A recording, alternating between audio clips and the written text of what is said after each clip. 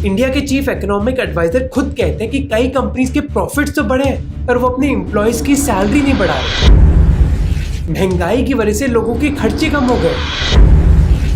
कई इकोनॉमिस्ट खुद कह रहे हैं कि हमारा जो विकसित भारत बनने का सपना है वो बस सपना ही रह जाएगा। सरकार पेट्रोल प्राइसेस कम कर सकती है, इनकम टैक्स रेट्स कम कर सकती है, जीएसटी रेट्स कम कर सकती है इंडियन इकोनॉमी को बूस्ट करने के लिए। पर खबर क्या आ रही है कि वो नया जीएसटी स्लैब लाना चाहते हैं लग्जरी प्रोडक्ट्स के। कार डीलरशिप देश भर में डिस्काउंट दे रही है। मार्केट में साबुन हो या फिर टूथपेस्ट उनकी बिक्री नहीं हो पा रही है। भला क्यों? क्योंकि लोगों के पास पैसे नहीं खर्च करने के लिए। इंडिया के जीडीपी नंबर्स रिलीज हो गए जिनके हिसाब से सेकेंड क्वार्टर में हमारी ग्रोथ रेट 5.4% थी, 18 महीने में सबसे कम।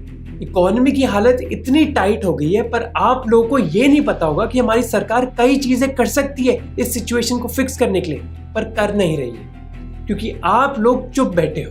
अगले 15 मिनट के दौरान मैं आपको समझाना चाहता हूँ देश की इकोनॉमिक सिचुएशन के बारे में और कैसे हमारे साथ एक खिलवाड़ किया जा रहा है। इस वीडियो में मैं आपको बताना चाहता हूँ कि हमारी सरकार के पास कई ऑप्शंस है पर वो बेवजह देशवासियों को निचोड़ रही है क्योंकि लोग चुप बैठे हुए। पर इस चीज के लिए हमें सबसे पहले समझना होगा देश की जीडीपी की हालत। सबसे पहले हमें यह समझना जरूरी है कि जीडीपी की कैलकुलेशन होती कैसे है। जीडीपी मेजर करती है कि किसी भी देश में जो भी गुड्स और सर्विसेज प्रोड्यूस हुए हैं उनकी टोटल वैल्यू क्या है। जीडीपी को कैलकुलेट करने का एक तरीका है कि हम अपनी इकोनॉमी को डिफरेंट पार्ट्स में डिवाइड करें और फिर देखें कि हर पार्ट ने कितना पैसा खर्च किया। जैसे एक पार्ट है प्राइवेट कंजम्पशन का जो हमें बताता है कि देश के नागरिकों ने कितना पैसा खर्च किया।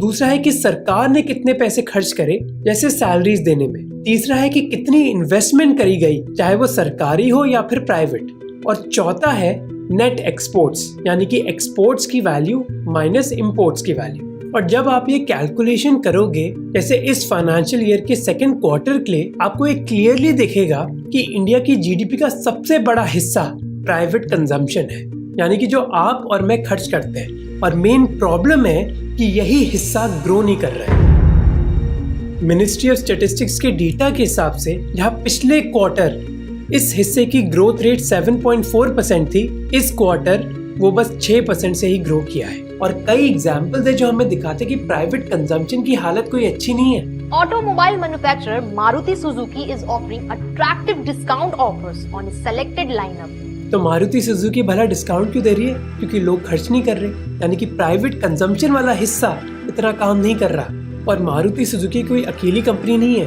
ह्युंडई, स्कोडा, होंडा ये सभी कंपनीज अच्छे सारे कैश डिस्काउंट्स ऑफर कर रहे हैं अपने मॉडल्स पर। 2020 के बाद पहली बार देश में ऑटोमोबाइल सेक्टर इतने भारी डिस्काउंट ऑफर कर रहे हैं। क्यों? क्योंकि उनकी गाड़ियां नहीं बिक रही। पूरे देश में डीलरशिप्स ने रिपोर्ट किया है कि 77,000 करोड़ की गाड़ियां उनकी इन्वेंट्री में खाली पड़ी हुई है। Federation of automobile dealers association ने एक चेतावनी दी है और दोष डाला है कि इकोनॉमी में डिमांड ही नहीं है। और ये मत समझना कि ये बस ऑटोमोबाइल सेक्टर में हो रहा है। जैसे मैंने आपको पहले बताया था कि साबुन हो, टूथपेस्ट हो या फिर बिस्किट, सभी अपनी बिक्री के बारे में टेंशन में है। देश की सबसे बड़ी कंपनीज में से एक हिंदुस्तान यूनिलीवर, उनके प्रॉफिट सेकेंड क्वार्टर में 4% तक गिर गए। अब देश की 60% इकोनॉमी प्राइवेट कंजम्पशन पर निर्भर है, पर यह हिस्सा अगर ग्रो नहीं करेगा तो इकोनॉमी कैसे ग्रो करेगी? अब सवाल यह है कि प्राइवेट कंजम्पशन ग्रो क्यों नहीं कर रहा है। इसके पीछे दो कारण है। नंबर 1 कारण है महंगाई, स्पेशली खाने की महंगाई, फूड इन्फ्लेशन। कई समय से इंडिया में फूड इन्फ्लेशन तेजी से बढ़ रही है। अक्टूबर 2024 में सब्जियों के दाम 40% तक बढ़ गए जो 5 साल में हाईएस्ट है। दिल्ली में टमाटर के दाम अब 120 रुपए पर किलो है जबकि प्याज से 50 से 60 रुपए पर किलो। अब जो सब्जियों के दाम 42.2% से बढ़े वो जरूर एक वन टाइम चीज थी जो कई फैक्टर्स की वजह से हुई। जैसे गर्मियों में टेम्परेचर ज्यादा थे, मॉनसून अबनॉर्मल हुई और सरकार ने भी इंपोर्ट ड्यूटीज लगाई। अब मैं इस चीज की ज्यादा डिटेल में नहीं जाऊंगा पर पिछले 4 सालों के दौरान फूड इन्फ्लेशन ऑलमोस्ट डबल हो गई है और ये बहुत जरूरी है। भला क्यों? क्योंकि एक एवरेज इंडियन हाउस होल्ड का 50% बजट फल और सब्जियों में ही खर्च होता है। और मैथ बड़ी सिंपल है, जैसे फल और सब्जियां महंगी होंगी तो लोगों को दूसरी चीजों पर खर्चे कम करने होंगे, जिसकी वजह से देश का प्राइवेट कंजम्पशन इतना ग्रो नहीं कर रहा है। अब ये नहीं हो रहा होता अगर हमारे देश के लोग अच्छा खासा पैसा कमा रहे होते, जो हमें दूसरे पॉइंट पर लेकर आता है कि लोगों की इनकम्स इतनी ग्रो नहीं कर रही। मिनिस्ट्री ऑफ स्टैटिस्टिक्स के एक रीसेंट सर्वे ने दिखाया कि हमारे देश में मोस्ट सैलरीड लोगों की इनकम पिछले 6 सालों के दौरान या तो सेम रही है या फिर गिर गई है। शहरों में पिछले 6 सालों के दौरान एक एवरेज आदमी की मंथली इनकम बस 1% से इंक्रीज हुई है। नोम्यूरा के इकोनॉमिस्ट कहते हैं कि उनके हिसाब से इंडिया के शहरों में सिचुएशन बुरी ही रहेगी।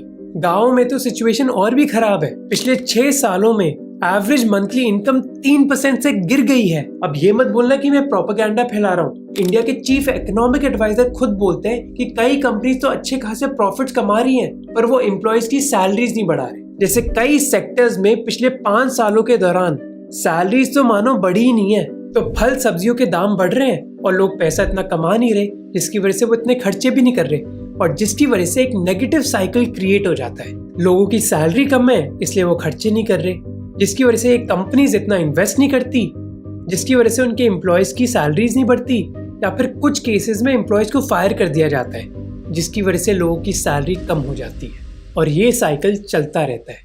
अब ऑफ कोर्स इसमें लोगों की भी गलती है। मानो पूरा देश अपना लाइफस्टाइल EMI से ही फंड कर रहा है। जैसे ये है कृपा, बेंगलुरु में एक 30 साल के कुक जो हर महीने के 25,000 रुपए कमाते हैं, पर उनके खर्चे सुनो।